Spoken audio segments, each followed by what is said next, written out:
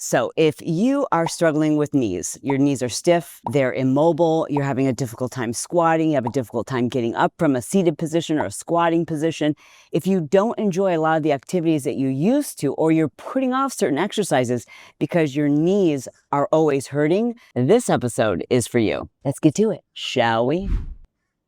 I recorded the intro to this episode outside, and I was going to do the whole thing outside, but then I don't know if you could hear the birds squawking and traffic going by. I have ADHD. I could hear those things, and because of that, I was like, I can't even focus. I can't even remember what it was I was about to talk about. However, in this episode, I'm actually going to take you through 4 essential exercises to help you become pain-free, hopefully, in your knees. Currently, you've heard the expression, let sleeping dogs lie. There's our beautiful pit bull, Penelope. She's tired. She's tired. She's perimenopausal. Speaking of which, if you are a woman who's over 35, you are likely experiencing a decline in your hormones. And that is just one of the reasons why you might be experiencing incredibly stiff, painful knees, joints in general, but especially the knees. But there's a lot of other reasons why you might be struggling with knee pain. And we're going to break it all down and, more importantly, help you to understand what it is you need to do to improve the flexibility and mobility of your knees and hopefully become pain-free. For the record, I'm 56 years old and I've got lots of friends who are also in their 50s. And I've heard so many women in this age bracket and even younger. I mean, heck, I just got a DM from a gal on Instagram who says, I'm 35 years old and my knees are cracking and popping and painful, and I feel like I'm 90. This is a common experience, not just for women, for men too, but it's especially true for women because I think it relates to our hormones. But if you're someone who has labeled yourself as having like bad knees, it's really important that we start by knowing what is the cause. So in order for us to fix anything, you have to know, like, what is the root cause of the problem? So if we're talking about knees that aren't functioning the way they once did, you've got to know, okay, why is this happening?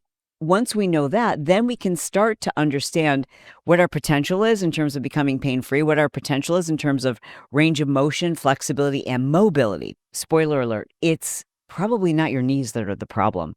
Let's go over the 5 most common reasons why you might be having knee pain. The first reason why is you've got tight hips and tight feet and ankles. Now, if you think about it, if your knees, your hips are at the top, your feet and ankles are at the bottom, your knees are in the middle. So think of the middle as being like your main living space in a home. If the foundation has a problem, well, the main living space is going to have a problem. If the roof is leaking, well, then the main living space is going to have a problem. Why? Because they're all connected. And the same is true of our bodies. We are a kinetic chain. And most of our problems, when we have like an achy back or achy knees, the thing is never the thing. I learned that from a great orthopedic surgeon who helped me to heal from a hamstring avulsion without surgery. He's an orthopedic surgeon. He operates for a living, and he helped me to heal without operating. And that's one of the first things he told me was like, your hamstring, the reason why you had a hamstring avulsion is not because of your hamstring. It relates to other muscles around it. See, the body is brilliant. And when a muscle is not doing what it's meant to do, some other muscle will say like, hey, we'll kick in and help out. We don't want you to have to do all the work. We see that you're tired. We see that you're fatigued. We see that you're turned off. And so therefore we will turn on. And when the body compensates, it creates imbalances. It creates muscle alignment that pulls our knees out of alignment. It creates pains in other areas. So if you've ever had like plantar fasciitis or lower back pain or knee pain or just about any type of pain, it's likely something that started at the very bottom of the chain. Specifically, let's start with your ankles and your feet. That's one of the main reasons why not most, but the overwhelming majority of people who have knee pain, it is because they've got tight hips, feet, and ankles. Now, that should be really good news because that's something we can easily fix. For me, that was my issue. That was one of my issues. The second most popular reason why you might be having knee pain is because you are quad dominant. Now, this means not necessarily that you've got like huge, strong quads. It just means typically that your glutes have been turned off. Why would your glutes be turned off? Well, because most of us are sitting all the time, which puts our hamstrings and our glutes in a stretched position, and it puts our hip flexors in a contracted position. All the time that we spend sitting, and specifically with our tailbone tucked underneath, not in proper posture, is actually detrimental to our glutes. It's why you see like people who work in an office environment, people who are sitting in extended periods of time, you probably noticed that your butt just kind of like disappears. It gets flatter. I know that happened for me. I mean, I was lifting pretty heavy, but I was spending a lot of time sitting. You probably noticed that I stand to record my podcast now, because if there's anything I can do standing that I formerly used to do sitting, which included the podcast, I'm going to stand, because all of these little teeny tiny habits have improved the condition of my knees, my ankles, and my mobility and flexibility. So if you are quad dominant, it doesn't necessarily mean you've got super strong quads. It means that your quads have kind of taken over because your glutes have been turned off. How do you know if your glutes have been turned off? If you are experiencing knee pain and also lower back pain, it's probably a pretty good indicator that the glutes and the hamstrings have turned off, specifically the glutes, and that means that your quads are compensating, and so are your hip flexors. One of the ways to know that you are quad dominant or that the glutes have been turned off is you're going to feel it when you're walking downhill or when you're going down a set of stairs. You're going to feel more knee pain than you should. Glute activation, when it comes to having healthy, flexible knees, isn't optional. It's mandatory. So one of the first things you can do is start working on your glutes. The third reason why you might be having knee pain is you've got an old injury that never healed, or a current injury that maybe hasn't been diagnosed, or it has been diagnosed and you haven't allowed the tissues to properly heal. You haven't properly rehabbed that injury. When that happens, our body's like aware. We're aware that there's an injury, and our brain starts to tell us, oh, be careful, favor that leg, baby that leg. And then the other leg starts to compensate. It affects our gait. It affects the way we walk. It affects the way we sit. It affects which leg that you're stepping up with. If you've ever experienced an injury or like a little bit of stiffness on one leg, you may have subconsciously switched to almost predominantly or exclusively using the other leg. You don't even realize this has happened, but now you're always, when you're walking upstairs, you're always starting with the left leg or the good leg, whatever that leg might be. When you're stepping up into a car or climbing down or just anything where you've got to use the more powerful leg, you're probably favoring the leg that hasn't been injured. And because of that, the leg that we're babying gets weaker and weaker, and we create more compensatory movement that, again, pulls the knee further out of alignment and just exacerbates the pain. So if you have a past tear or a sprain or a fracture or even a current one and you're aware of it, your brain literally will say like, okay, don't use this side. Don't strain this area. Your brain subconsciously tells you not to use the muscles on that side. Those muscles will turn off. And then because of it, you have this chronic tightness, chronic fatigue, limited movement, and you'll start to hear clicking or catching. It's almost like your body's constantly in a state of protection of that side. And it really does do, like the mind-body connection is so powerful. I know I mentioned I had a hamstring avulsion. That was, was it 2018? Yeah, it was 2018 when I had that hamstring avulsion. So we're going on 8 years. And it was just this year that I started realizing that I was telling myself the story that that leg is still weaker. So whenever I would do like a leg press, I would use my left foot to kind of like spot the movement. I was always telling myself, I guess subconsciously, okay, this side's weaker. Okay, be careful on this side. Okay, use your good leg to do this. Okay, if you're going to step up, use your good leg. And it was just this year after watching an expert on YouTube talking about that brain-body connection that I identified that was a story I was telling myself. Like I just decided that that leg was weaker and I needed to compensate for it.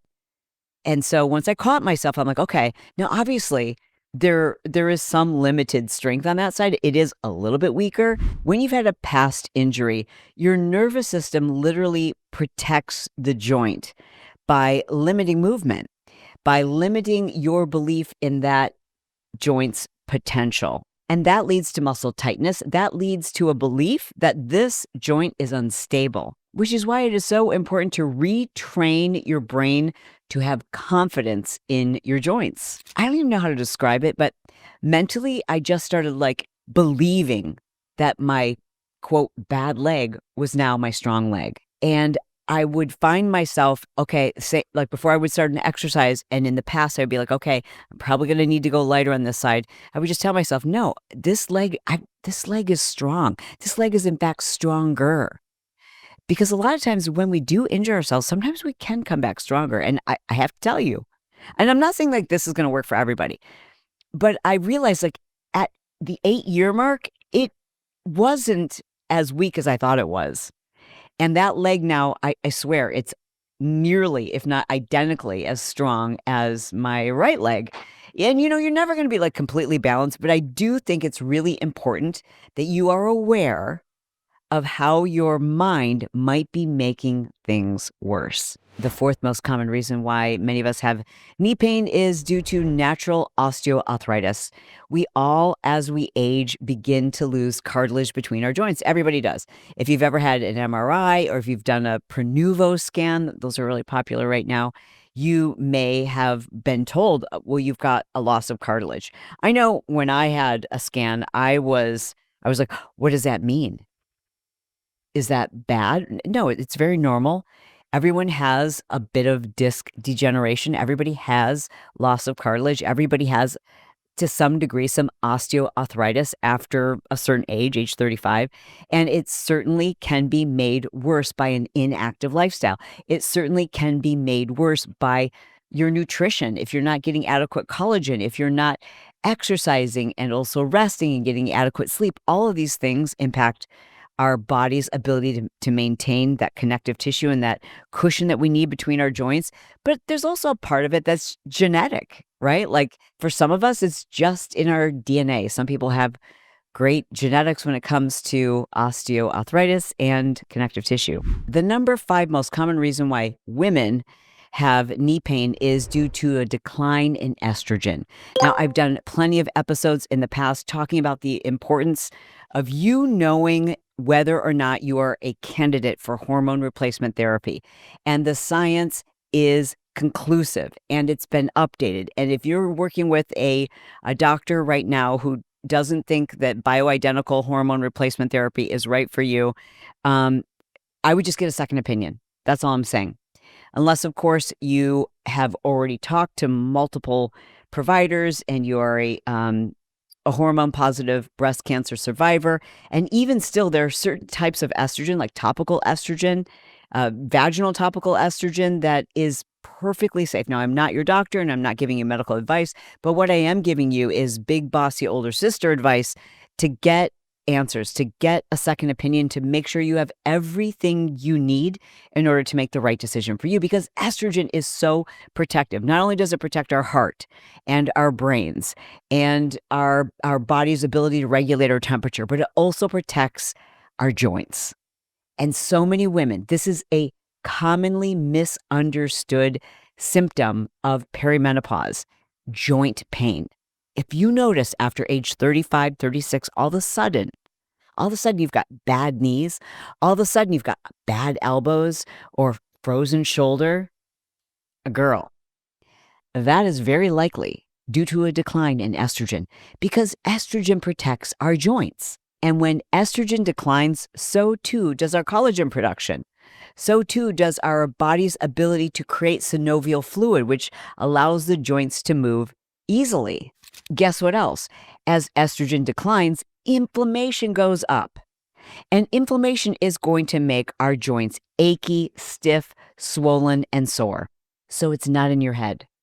I can't tell you how many women in this community I've heard from who have said, I thought I needed a knee replacement. I thought I was stuck with frozen shoulder. And I cannot believe what a game changer having hormone replacement therapy has, what it's done for my joints. So it's something that I want you to consider. If I hear from women all the time, they'll be like, yeah, I don't have any symptoms whatsoever from perimenopause or menopause. I don't have hot flashes. I'm like, okay, well, that's one. But are you having sleep disturbances? Do you have inflammation? Do you have joint pain? Are you having, there's a list of about 40 different symptoms related to your hormones. I'm going to link to a previous episode. If you're new here and you are unaware of all of the different symptoms related to perimenopause and menopause, I'm going to link to a previous episode that I did on that. But it's a major cause of women's knee pain. Okay, now that you understand what could be the root cause of your knee pain, and if you're like most of us, you probably realize, oh, it might be a couple of things. Like it might be a decline in my estrogen. It may also be because I have a past injury, and I'm also quad dominant, and I'm also dealing with tight hips and less flexible feet and ankles. So maybe you've got quite a few of these things.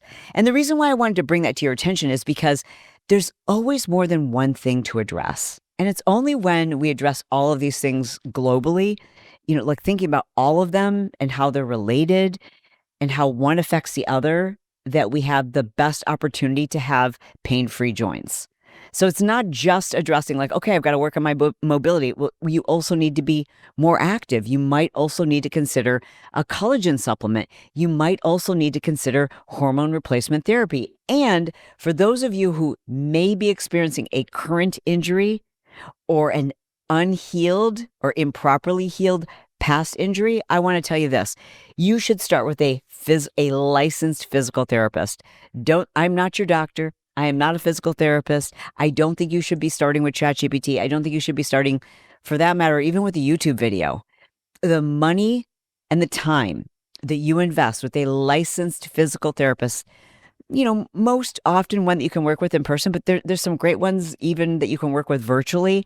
You're going to get a better assessment of what's going on, if in fact you need surgery, if in fact what exactly you need to do to start rehabilitation. Because if you rehabilitate just by watching a YouTube video and you truly don't understand the extent of your injury or the extent to which you need to rehab an old injury, you could be creating an even worse imbalance. I'm going to share with you 4 exercises that I think everybody should be practicing on the regular, even if you've got great knees. These are the exercises that I started with to improve the function of my knees. And I can't even believe, like, my knees are better today at 56 than they were at 36. They're better now than they were at 46. And that's because I'm just doing some really simple, they don't take a lot of time, different exercises, different things that I'm going to share with you some of these exercises, like just to get started, to start to fix those imbalances and to improve the flexibility of my hips and my ankles and my feet. But before we get to those exercises, I want to share with you 5 things every single one of us should be doing in order to improve the health of our knees, because it's not just these exercises. Number 1, you need to move more. The less mobile you are, the tighter your whole body will be. Joints need circulation. I mean, even when I travel, I will at least once an hour, I will get up out of my seat. Number 1, I want to improve circulation. I want to reduce my risk of having blood clots.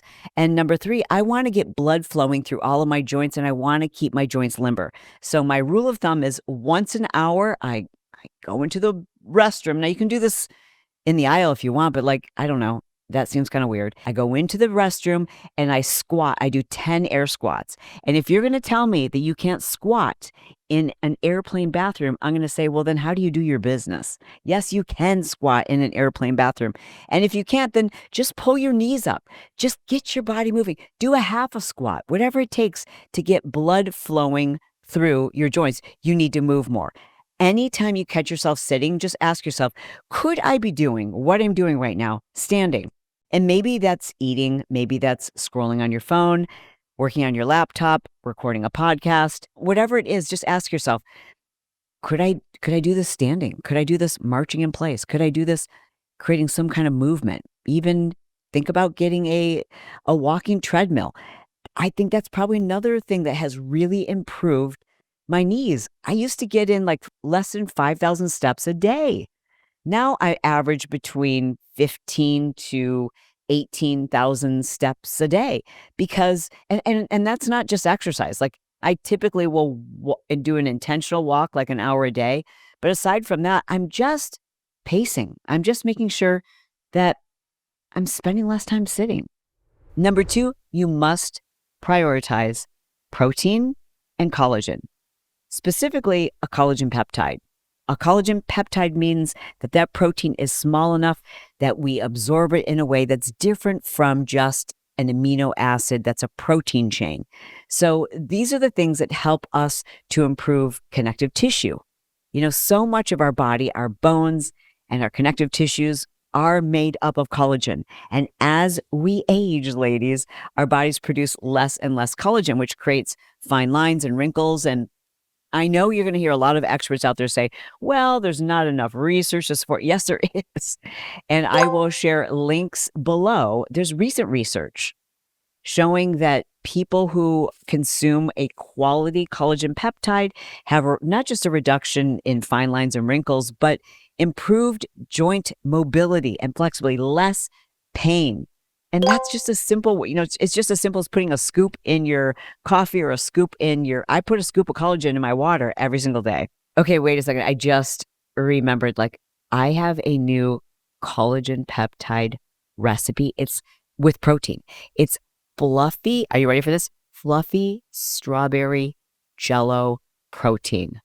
It's so good. I mean, it's not strawberry cheesecake, but it's freaking delicious. Okay. So stay to the very end. I will put that recipe at the very end. It is so freaking good. Number 3, and this one is really hard for me to admit, but I think part of the reason why I had plantar fasciitis all the time, I was always struggling with achy joints. My knees weren't great. I mean, they weren't horrible, but they weren't great. I couldn't squat as deep as I wanted to. It was hard to get up from a deep squat. And I really think part of the problem was the shoes that I was wearing. Listen, I'm such a Nike girl, and people would say, what's the best shoe? And I would say, I don't care, whatever the cutest shoe. That's what I'm wearing. And I really got into wearing those super thick, foam shoes where it feels like you're walking on a cloud. I loved them. And then I had Mark Sisson on my show. And he has that company, the Paluvas, the one that are like the toe shoes. And I'm like, dude, those are so ugly.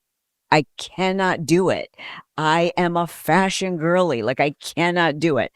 But I made him a promise I would wear them for 30 days. And I did. I wore them for 30 days, in the dark of the night, so no one would see me, because I just don't think they're cute. I mean, his are cuter than most of the companies that make those shoes. But I was like, I wore them for 30 days. Ladies and gentlemen, I'm telling you, I'm addicted. Stand by. I'm going to show you. Stand by. Don't go anywhere. I'll be right back. Okay. So the shoes I used to wear, which were the Nikes with the super duper thick, cushiony soles where it feels like you're walking on a cloud. Well, the problem with those is you actually aren't using any of the muscles in your feet. So what happens is other muscles compensate. And the muscles in your feet get weak. And the muscles in your feet are the foundation. Weak muscles in your feet are going to equal knees that have pain. Facts. And even though I didn't think they were cute, I switched to them. And now I have them in every color. So I have the pink pair. See, from the side, they look pretty normal. But even this it looks like it's got a thicker sole than what it actually does. But you can articulate each one of your toes, which strengthens the muscles in your feet, and it separates your toes. We are so used to our foot being squished into the toe boxes of our shoes that it eliminates the use of those muscles in the bottom of our feet. So even when you're wearing a shoe, because listen, trust me, I tried avoiding wearing shoes that separated my toes. So I bought shoes with a wide toe box, but my foot is our feet are so trained. Like I was just with friends this last weekend and people were barefoot and I was looking down at their feet. I was like, oh my gosh, so many of my friends, oh no, I hope they don't hear this, but like their toes are on top of each other. Like they're all like crumpled up because we've been wearing these shoes that do that to our feet. We're literally binding our toes together. And so now I have the toe shoes in every single color. I even just got them in the slipper form. The reason why, and I'm just being honest, and I hope that Mark Sisson does not see or hear this, I still think they're ugly. But they freaking fixed my feet. And then they give me better knees. They're so comfortable. It's amazing. And if you're not willing to do the shoes with the toes, I understand. But I'm telling you, get a shoe with 0 drop. Switch to a minimalist shoe. Switch to a shoe that has very little cushion so you can actually feel your muscles in the bottom of your feet. So you can articulate your toes and you will have a major improvement. So much less knee pain. Not immediately. It takes time. You'll get used to them. And over time, you're going to realize what a huge difference. Think about that's where our chain starts. Everything starts in our feet. So when your gait is off, when those muscles are turned off, other muscles compensate, and it's like a chain reaction up to the knee. The number 4 thing you can do, aside from the exercises, is reduce inflammation. That means try to embark on an anti-inflammatory diet. You got to cut back, if not cut out the alcohol completely. I did that a year ago and wow, huge difference. Didn't happen immediately, but like I feel younger. My body feels better. I feel less guilty. I feel like I'm doing something good for myself. And listen, I'm not here to tell you to quit, but I am telling you, like, understand that the stuff is a curse. It's cancerous. It is. People are always like, yeah, but isn't such and such and such and such bad for us? Yeah. I'm sure my hairspray it's a toxin. I'm sure it's not great for me, but it's not a known carcinogen. It's not known to cause 7 or 8 different types of cancer. And we know the alcohol is. So cut back, if not cut it out completely. Do whatever you can to reduce inflammation. And the easiest way to reduce inflammation is by getting better sleep and doing whatever you can to reduce stress. And the number 5 thing that you can do to start to improve your overall knee health is being aware of how you're babying your weak side. Have faith in it, have confidence in it. And these exercises that I'm about to share with you now are a wonderful way to get started in strengthening the knee and minimizing knee pain. So the first exercise that we're going to perform is called a standing terminal knee extension, and we're going to use a band. It's called a TKE for short. Now, what you're going to do is put the band just below your knees. So first, you're going to stand up nice and tall. You've got that band around your lower legs, and then you'll step back with your knees slightly bent. And then as you step back, you're going to extend or fully engage the leg that's stepping back. Step back with the left leg, and then extend. Step back, extend. Step back, extend. Your knee stays soft until you fully extend. And each time you do that, I want you to imagining tightening your quadricep. Like you're pushing your knee back without fully locking it out. I mean, I don't want you to lock it out forcefully, but I do want you to practice fully straightening the leg. As you'll notice, each time you're going to hold that squeeze for like 1 second and then relax and do the opposite leg. Now you'll notice that I'm keeping my heel down once I fully extend the leg. This exercise isn't just improving the strength of your quadricep, it's also working on your ankle and foot mobility. You should definitely feel your thighs and your glutes working, especially around the inner knee. You want to do about 10 to 15 very slow, controlled reps. All right, moving on to the second exercise. This exercise, we're going to perform an eccentric step down. And you need very little height to practice this. In fact, you can start off by just doing this on maybe 2 books stacked together. If you've got something like a yoga block, you could use that. If there's an area of your house where there's like a little ledge that's, 4 to 6 inches, that's perfect. And as you become more proficient at this exercise, you'll be able to increase your height. For this one, I recommend you start with your stronger knee, your stronger leg. Start with that one up on the elevated surface. And again, you're just bending your knee, allowing your knee to go slightly forward. I don't want you to do anything that hurts right now, but eventually that knee is going to get much more comfortable at coming forward, allowing it to almost go out over your toes. And what you're looking for is you're trying to make sure that the knee tracks. So it's not like bending inward or like splaying inward or pushing outward. It's okay for it to go out over the toes, but what you don't want it to do, again, is to collapse inward. You'll do about 8 to 10 reps per side. This should feel like you're walking downstairs in slow motion. This third exercise is a glute bridge. And for this one, you're going to need, the balls that they sell in the bins during the summer at the grocery store. You can get one on Amazon. If you don't have one of those, you could even use a pillow and fold it in half. So you're going to start by lying flat on your back with your knees bent. And I've got my heels pretty close to my glutes. Press your lower back gently into the floor.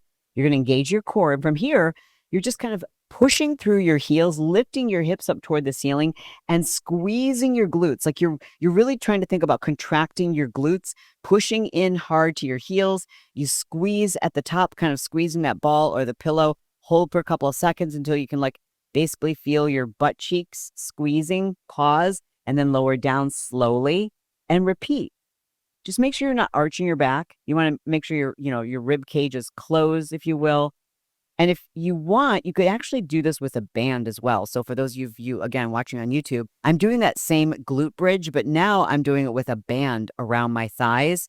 And what that's doing is activating the gluteus medius as well as my abductors, the outer thigh muscles. And all of this engages the glutes. It activates those glute muscles. And for many of us, those muscles have just been turned off. All right, for this fourth and final exercise, you will definitely need the band. We're going to do glute kickbacks. Now, you can do this standing. I prefer to do it kneeling.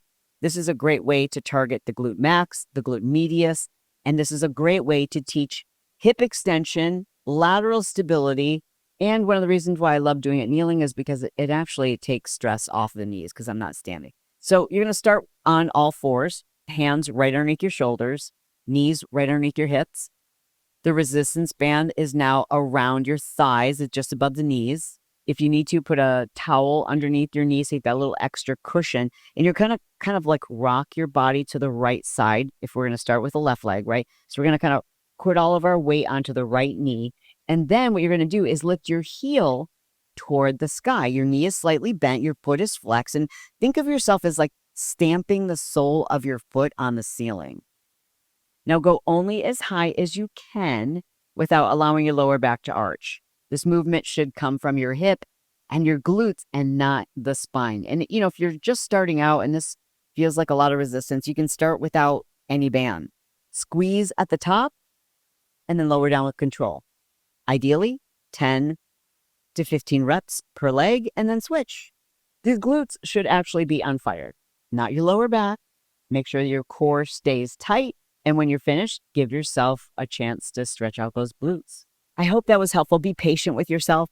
Again, I just want to reiterate the importance of working with a qualified, a licensed physical therapist, especially if you're in a lot of pain, if you're not sure if what you're dealing with is a tear or perhaps an unhealed tear or you got a fracture, something else is going on.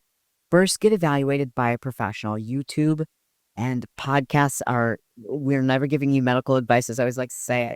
I'm just here to educate and to entertain, but I'm not here to diagnose you. I definitely want you to work with a professional to get that done. But in the meantime, there's a lot of things that you can be doing to generally improve the health and mobility of all your joints. Remember, flexibility is one thing, but flexibility isn't enough. We need mobility, and mobility takes time. This dessert is to die for. Collagen peptides, over 30 grams of protein, and only 130 calories. You want to start with sugar-free Jell-O. I went with strawberry. Then I combined a cup and a half of boiling water, and you want to mix it until it's completely dissolved. Then let it cool for 5 or 10 minutes. Next, you add about a cup or so of Greek yogurt, and then 1 scoop of collagen peptides. I love the Organifi collagen peptides because number one, they dissolve super easily. They're high quality, lab tested, added, and there's no flavor. So they mix perfectly with this dessert. Combine everything until it's completely mixed together, and then put it in the refrigerator until it sets. I added cocoa whip on top, and it's freaking delicious. Under 130 calories, 30 plus grams of protein. Women over 40 need to take bone density very seriously. It's why I'm wearing a weighted vest, and it's also why I do a collagen peptide. Collagen supports skin's elasticity, reduces visible signs of aging, improves joint health and flexibility, muscle recovery and lean body mass, and collagen makes up over 90% of your bone matrix. I highly recommend the Organifi collagen peptides, and you can use code Chalene for a discount. Go to Organifi.com, and when you check out, use code Chalene for a 20% discount. Hey, thanks so much for tuning in. I love you. I mean it. And I'll talk to you soon. Bye.